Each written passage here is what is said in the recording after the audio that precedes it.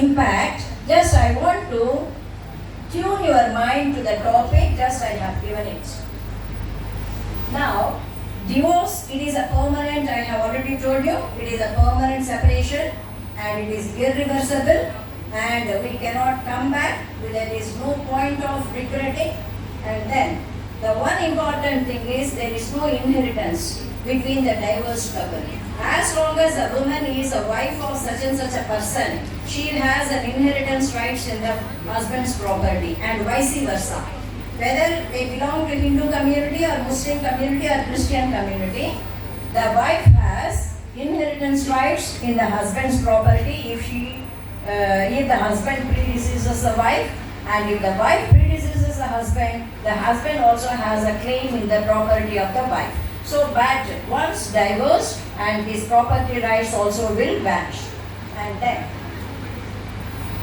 dispute over child custody, and those couples who do not have children, they will have a smooth passage, and it will be only a momentary mental agony, and they will start their life.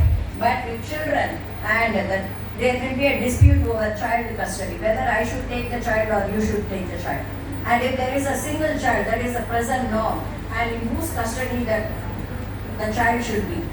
And in most of the cases, the court says, till 5 years, mother is the custodian. In any law, mother should be the custodian till 5 years, unless there is some abnormality in the behavior and attitude of the mother, then the custody is as an exceptional rule, it is given to the father if the child is still 5 years. And after 5 years, then so many factors are taken into consideration while settling the dispute. That is, the welfare of the child will be the first priority. The wishes of the child, if the child is in a position having a discretion to decide whom he or she has to be there, and then the attitude, the physical and mental health of the parents, and the capacity of whether the father or mother to take care of the child, everything will be in totality, it will be taken into consideration by the court in order to, while fixing the custody. And then there will be a dispute over spousal property, and this is the very toughest job even for the courts, because as long as the husband and wife, they are in amicable terms, yours is mine and mine is yours, there will not be any difference at all. Whatever the husband will be saying, whatever I earn, it is for you only. And the wife, whatever she earns, she will contribute for the family. But when the dispute arises, when there is a separative tendency in the family, then, and both will be grabbing each, this is my property, because everyone is worried about the future. And suppose the husband is having 10 properties all in his name. So nobody bothers whether the property should be in the name of the husband or wife, or it should be in the joint name, as long as the family is going on well. But all these legal problems will come when there is a separation. And if all the properties are in the name of the husband, and where the wife should go, because only the proof, the evidence, the papers that speak before the court. So the contributions of the women, and they are not visible in many times. Whether it may be a physical contribution or financial contribution. And here, the spousal property, how to divide the spousal property. Earlier times, the court went on paper. But nowadays, the court is having a liberal attitude, and they say that if there is a contribution of the wife also, whether it is visible or invisible, and she is also entitled to not 50%, but a fair division of property. Okay, but what is this fair division? And it is left to the judiciary to decide. Okay. Now, dispute over alimony. And it is very, very important that alimony is nothing but the maintenance that the wife will get from the husband, and Hindu Marriage Act says that it can also be vice versa.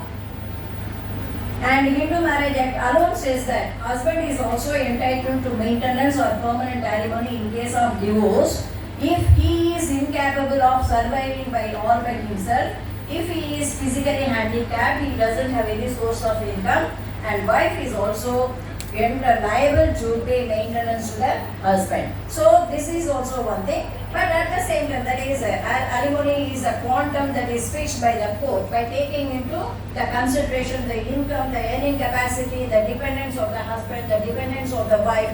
Everything will be taken into consideration while fixing this dispute. Alimony. So you see, the divorce is not a simple resolution. All these are ancillary things that the parties have to fight within themselves. So, the law says that don't go for divorce. It is an extreme step. Okay, there are many lesser remedies we are providing. What are those lesser remedies? One is restitution of conjugal rights and another one is judicial separation.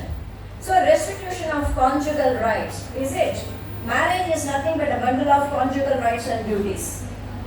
Okay, so here if one person, either wife or husband, withdraws from the conjugal society of the other person without any reasonable excuse, then the deprived person can file a petition for restitution of the conjugal rights which he has lost, which he or she has lost from her, that is husband or wife who has withdrawn from the society. So this restitution of conjugal rights is one important. This works where one person doesn't want to live and another person wants the society of the other.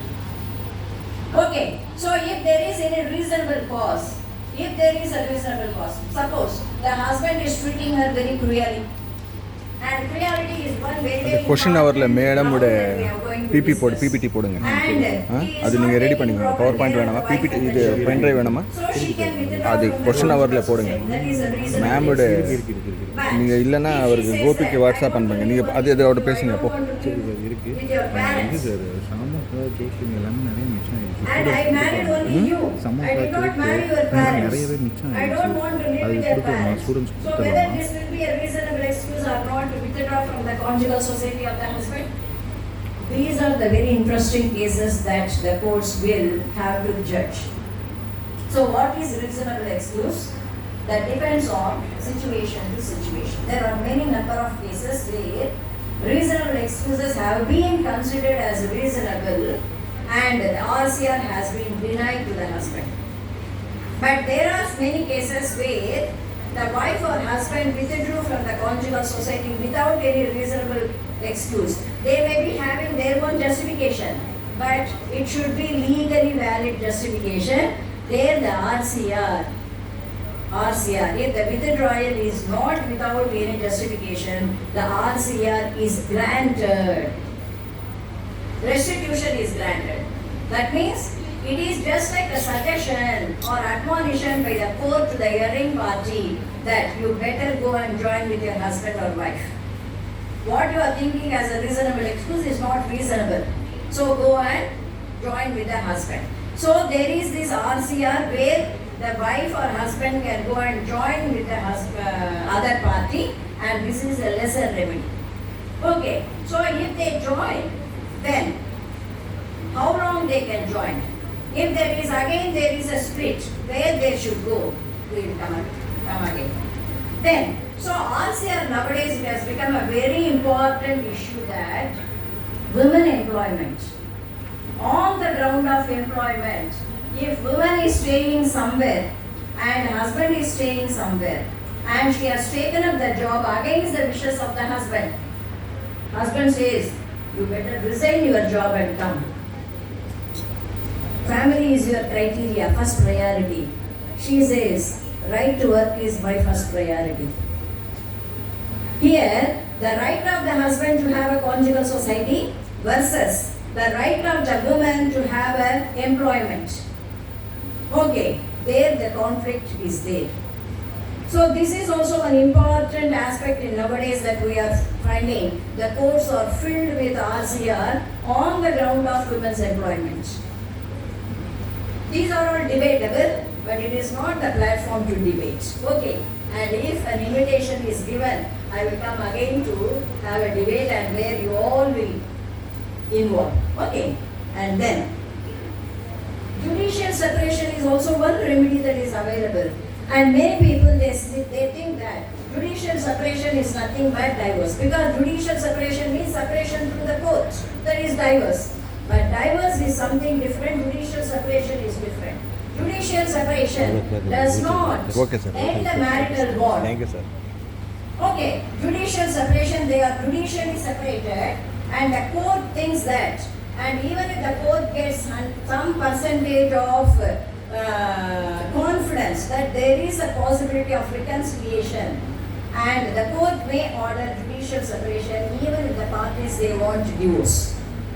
Okay, so judicial separation is there, the marital bond is subsisting, the marriage is subsisting, and then the parties are not obliged to live together, and there is no cohabitation during this judicial separation period.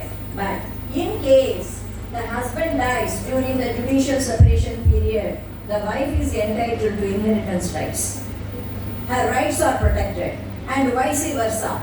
The children are not very much affected by judicial separation because there is a ray of hope that sometimes the judicial separation may be rescinded and the parties may live together. So judicial separation is a lesser remedy.